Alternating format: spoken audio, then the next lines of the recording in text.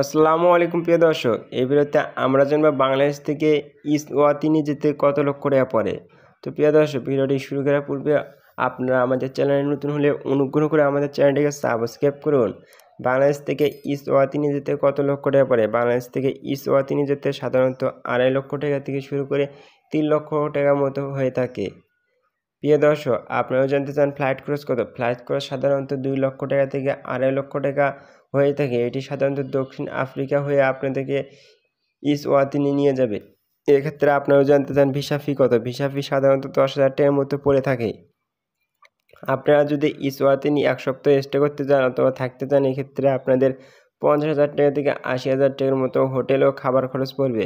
আপনারা অবশ্যই সরকারি মাধ্যমে আবেদন করার চেষ্টা করবেন, এতে খরচ কম পড়বে। বিশ্বস্ত এজেন্সি ব্যবহার করবেন এবং আপনাদের নিজস্ব ব্যাংক অ্যাকাউন্টে পর্যাপ্ত পরিমাণ টাকা নিয়ে যাওয়ার চেষ্টা করবেন।